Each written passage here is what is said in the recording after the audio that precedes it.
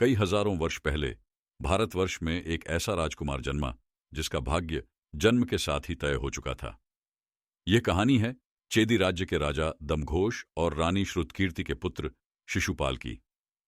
जब शिशुपाल का जन्म हुआ तो पूरा राजमहल डर और आश्चर्य से भर गया। नवजात का रूप असामान्य था।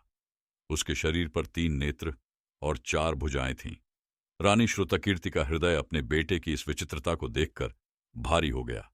तभी एक दिव्य आकाशवाणी हुई, यह बालक अनेक पाप करेगा, लेकिन जब इसका 100वां पाप होगा तभी इसका अंत होगा। इसे मारने वाला कोई और नहीं बल्कि इसकी बुआ का पुत्र होगा। यह सुनकर रानी का दिल दहल गया। उसकी बुआ का पुत्र कौन था? वो और कोई नहीं, स्वयं द्वारका के राजा भगवान श्री कृष्ण थे। जब श्री कृष्ण ने इस भविष्यवाणी के बारे में सुना तो उन्होंने अपनी बुआ को वचन दिया कि वे शिशुपाल के 100 पाप माफ करेंगे। शिशुपाल बड़ा हुआ तो उसकी असामान्यता भी धीरे धीरे समाप्त हो गई। उसका तीसरा नेत्र और अतिरिक्त भुजाएं गायब हो गईं, लेकिन उसका स्वभाव एकदम कठोर और अभिमानी बनता गया। वह एक कुशल योद्धा और तेजस्वी राजकुमार था, लेकिन उसमें करुणा का अभाव था। बाल्यावस्था में ही उसने अपनी शक्तियों का गलत उपयोग करना शुरू कर दिया। वह दूसरों पर अत्याचार करता, उन्हें अपमानित करता और अपनी ताकत के नशे में चूर रहता। शिशुपाल को यह एहसास था कि भगवान कृष्ण उसके पाप माफ करते रहेंगे, और इसी विश्वास ने उसके अंदर का घमंड बढ़ा दिया। शिशुपाल का पहला बड़ा पाप तब हुआ जब उसने एक तपस्वी आर्ष का अपमान किया। राजा दमघोष ने अरश्य को अपने महल में आमंत्रित किया था। शिशुपाल ने उनका उपहास उड़ाया और उनकी तपस्या को व्यर्थ बताया। आर्ष ने शाप देने का प्रयास किया, लेकिन दमघोष के विनती करने पर शांत हो गए। इसके बाद शिशुपाल ने अपने पड़ोसी राज्यों पर आक्रमण करना शुरू कर दिया। उसने निर्दोष लोगों को मारा, मंदिरों को लूटा और धर्म ग्रंथों का अपमान किया। उसके पापों की गिनती बढ़ती रही। जैसे जैसे समय बीता, शिशुपाल का घमंड और पाप बढ़ते गए। उसने न केवल धर्म का अपमान किया, बल्कि अपने सहयोगियों और मित्रों के साथ भी विश्वासघात किया।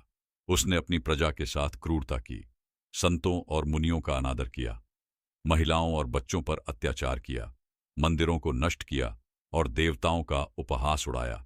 हर बार भगवान कृष्ण उसकी हरकतों को देखते और माफ कर देते। वे जानते थे कि शिशुपाल की नियति उसके अपने कर्मों के कारण तय हो चुकी है। अंतिम घटना तब घटी जब युधिष्ठिर ने राजसूय यज्ञ का आयोजन किया। यह यज्ञ उनकी राजसत्ता को वैधता देने के लिए किया गया था। यज्ञ के दौरान यह तय हुआ कि सबसे पहले भगवान कृष्ण का सम्मान किया जाएगा, क्योंकि वे धर्म के संरक्षक और महान योद्धा थे। जब शिशुपाल ने यह देखा तो उसका घमंड फूट पड़ा। सभा के मध्य में खड़े होकर उसने भगवान कृष्ण का अपमान करना शुरू कर दिया। उसने उन्हें कायर और चोर कहा। उसने कहा कि कृष्ण राजा बनने के योग्य नहीं है।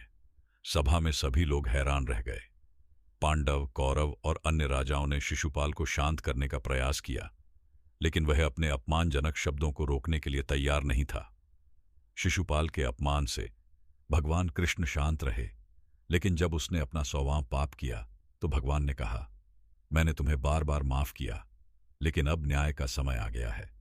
उन्होंने अपना सुदर्शन चाकरा उठाया और शिशुपाल का सिर काट दिया।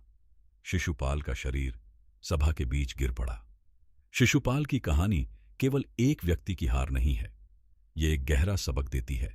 यह हमें सिखाती है कि चाहे हमारे पास कितना भी समय और अवसर क्यों न हो, अगर हम अपने गलतियों को सुधारने की कोशिश नहीं करते तो अंततः हमारे कर्म ही हमारे विनाश का कारण बनते हैं। अहंकार और घमंड किसी भी व्यक्ति को बर्बाद कर सकते हैं। भगवान ने शिशुपाल को माफ करने का वादा किया था, लेकिन उन्होंने भी एक सीमा तय की थी। ये कहानी हमें यह सिखाती है कि संयम, आत्मनिरीक्षण और सही मार्ग पर चलना कितना आवश्यक है। शिशुपाल ने अपने जीवन का अंत अपने ही कर्मों से किया, और यही महाभारत की इस गाथा का सबसे बड़ा संदेश है। हर पाप का फल मिलता है और हर न्याय का समय आता है। क्या आपको लगता है कि शिशुपाल का अंत उचित था? अपनी राय कमेंट में बताएं। महाभारत की ऐसी और प्रेरक कहानियों के लिए हमारे चैनल को सब्सक्राइब करें